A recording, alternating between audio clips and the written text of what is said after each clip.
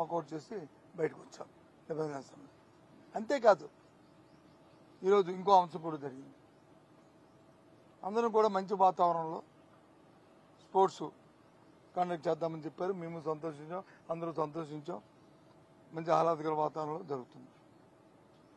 2 సభలకి జరగాలి, కానీ ఒక్క సభకే స్పీకర్ గారు ముఖ్యమంత్రి గారి తాలూకా ఫొటోస్ తప్ప చైర్మన్ గారి ఫోటోను ఎక్కడా కూడా వేయకపోవడం అనేది అది వేలెత్తి అడిగాం.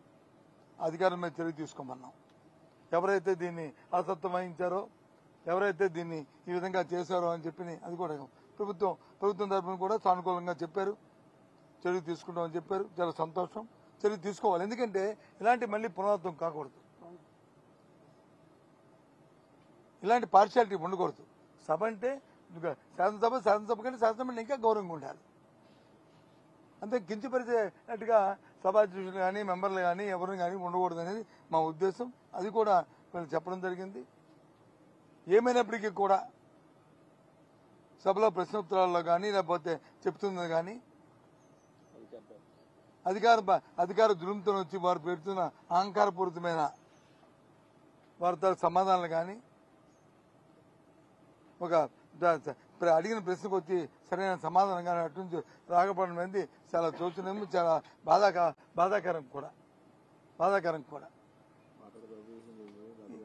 ఏమనంటే మీరు వచ్చి మీకు అలవాటు, మీరు వాకౌట్ చేసుకోవడానికి వాకౌట్ ఎందుకు చేస్తారండి? మాకు సరదా, మాకేమైనా మాకు కాదా?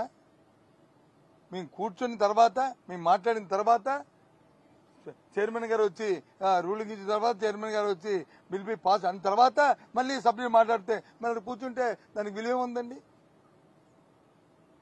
దానికి ఆలోచన ఏముందండి? అందుకే మేము సభ నుంచి వాకౌట్ వచ్చాము. కాబట్టి ఈ ప్రభుత్వానికి ఈ చట్టసభల పట్ల ఏమాత్రమే గౌరవం ఉందో, ఏమాత్రమే వాళ్ళ ఆలోచనలో ఏ విధంగా ఆలోచిస్తున్నారో మరి రాష్ట్ర ప్రజానికి చూడమని చెప్పి కోరుతున్నాను.